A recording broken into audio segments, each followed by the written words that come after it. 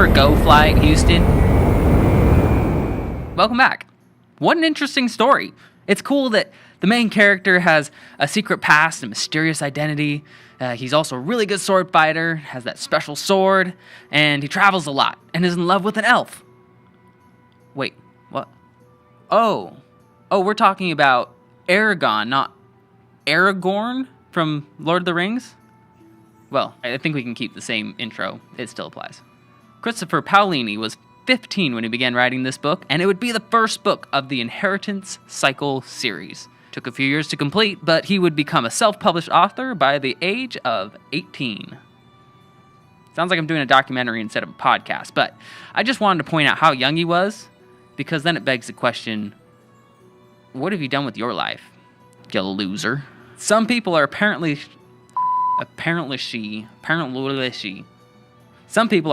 she. Shoot, practice makes perfect, man. It certainly does. Some people apparently are publishing books before they're even adults. And you're telling me that you can't get off the couch, can't stop playing your video games and being a pathetic nobody? Well, what if Einstein was as pathetic as you?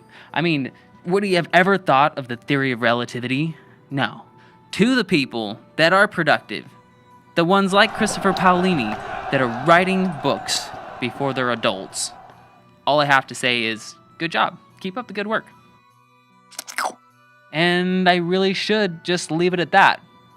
But there's things I need to say about this book because, I mean, what's the use of being a story critic if you can't critic a story, right? Anyways.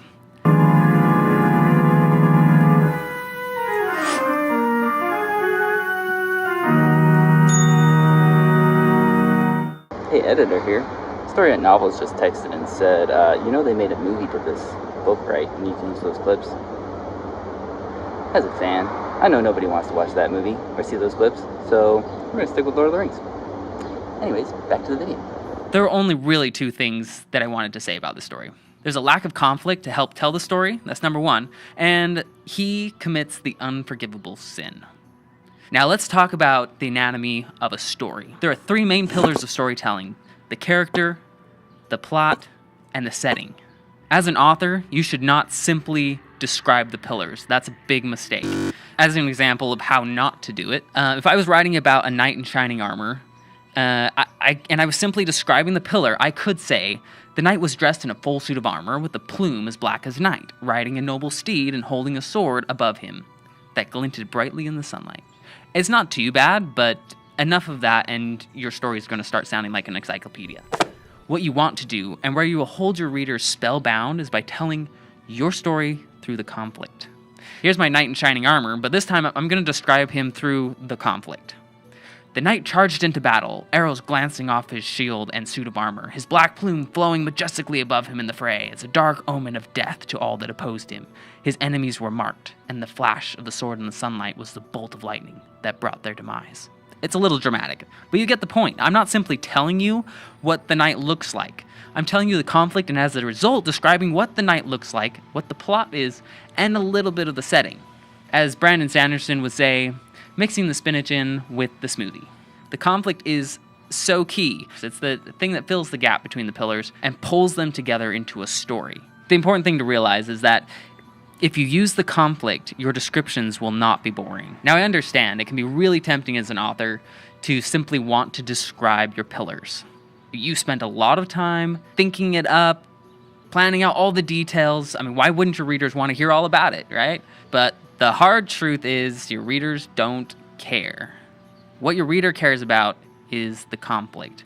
They care about knowing if the main character is going to die, or if the world has giant worms that are going to eat you, or if the psychopath is going to outwit the detective and get away with the crime. They care about the problems.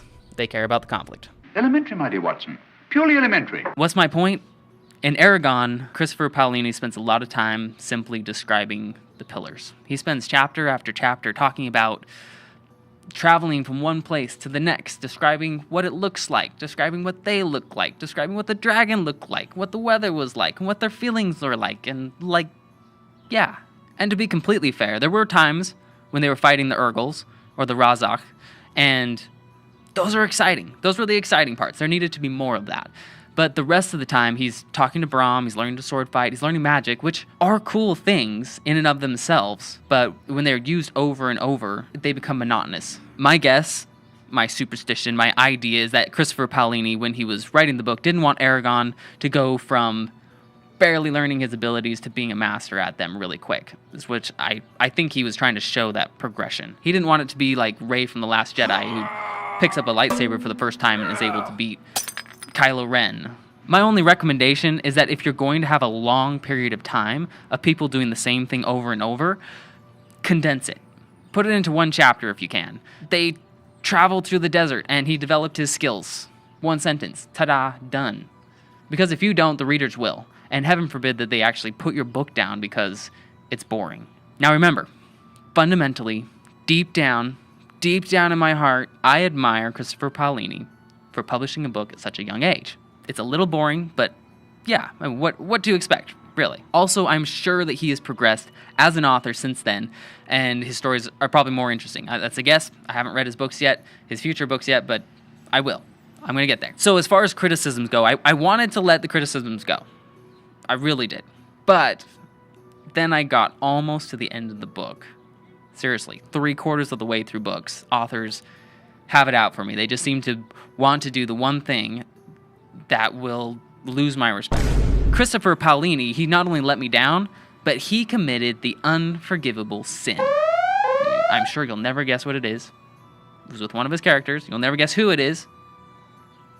All right, it was Arya, the elf girl, the one that was in a coma for most of the story. And all things considered, she probably should have just stayed in a coma. After they finally heal her and she wakes up, you find out that she's an obnoxious, feminist, masculine woman. I was seriously disappointed because the author had built up her character so well up until this point. She was feminine, she was the damsel in distress, she was beautiful, mysterious, contributed in a major way to Eragon's motivation. And then what happened? It's like every author nowadays doesn't know what to do with a female character. And heaven forbid that they act anything like how a woman should act. So how this plays out is Eragon, who by this time has become one of the best swordsmen alive, You have my sword. is in a situation where he has to prove his skill, prove just how good he is. And Arya steps in to test him. And this is specifically a test of skill and not magic. So don't even go there with me on that argument. But of course, Eragon, when he sees Arya step in to test him, he's surprised. And he thinks, he needs to hold back because he's fighting a woman. Which is the right response for any guy who has any sense at all, because men are biologically stronger than women, generally more competitive, and have the responsibility to protect women and not fight them in hand-to-hand combat.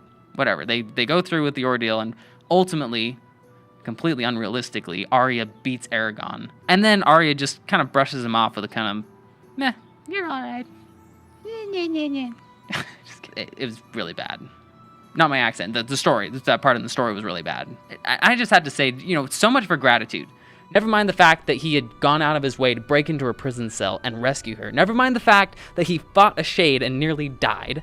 Never mind the fact that he healed her wounds when she was dying. And never mind the fact that he painstakingly carried her across the desert when she was in a coma and completely helpless.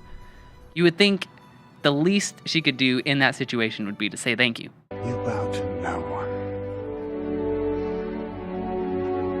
Am I wrong? So then not only did I have to recover from the whiplash of finding out that she's not sweet, gracious, and kind like I thought she would be, but that instead she's actually hard, ungrateful, and arrogant jerk. But then I had to deal with Eragon being a total simp. He practically followed her like a puppy dog with little hard eyes. Now I understand, women like to see puppy dogs in their TikTok feeds, but a woman doesn't want to be married to a puppy dog, okay? But also on the flip side, a man, a well-put-together man, I should clarify that, doesn't look at a woman like that as incredibly attractive, or even attractive at all. A competent man wants to know that the woman he loves looks up to him, depends on him, and looks to him as the protector. The damsel in distress is not just a cute trope. It is literally what motivates a man to fight harder, try harder, and put his life on the line. Someday my prince will come. And sure, someone's just going to say, oh, You just don't like that a woman can be a man. Again, terrible argument, not terrible voice. But even the whole argument of who can beat who isn't really the issue. It's not really the point. The basic problem, the biggest problem, is that Arya is depicted as a warrior. A woman! Women are not supposed to be portrayed as warriors. They aren't the warriors, they're not good at it, and it's not a feminine role. And ultimately, I look around and we swallow it like it's nothing. We don't even put up a fight. Until today. So, subscribe to Storyette Novels because that's what we're here to do, and we are going to come together and bring the world entertainment and books that what? Entertainment and books that restore proper values to our culture. Proper men and women and feminine blah, blah, blah, blah, blah. I was doing well, and then I tanked. Enough of the ad. Don't even put that in there. Moving on. But why are they pushing so hard for women to be in these masculine roles? Well, the main reason is that they want to destroy families. Families are under attack. And by making women think that they are or should be the protectors, in effect, kills two birds with one stone. First, it makes the woman kick her role to the curb because she's trying to be like a man. And second, she kicks the man out of his role as the protector. So the home becomes vulnerable and men take the back seat because they feel like they don't have a purpose or anything to fight for. And so why not stay in their basement playing video games and wasting their pathetic lives away? But I'm not excusing men either. You shouldn't let women take that role from you. I just want to end with one more argument that really bugs me. I've heard the argument that Arya is really good at fighting because she's an elf. So they are naturally stronger and more skilled than humans and will always win in a fight. That still only counts as one!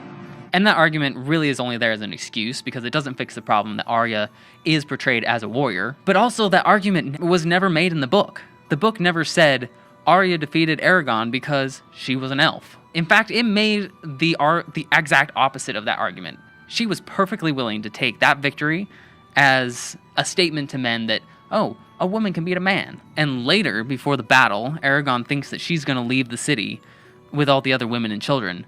And she specifically makes the argument that, oh, you think I'm the kind of woman that's going to run from a fight? So the sucker punch is that the author specifically portrayed her that way as a statement to women that it's somehow admirable or desirable for them to be that way. Don't do that. Don't do that as an author. Just don't. Until next time, see you then.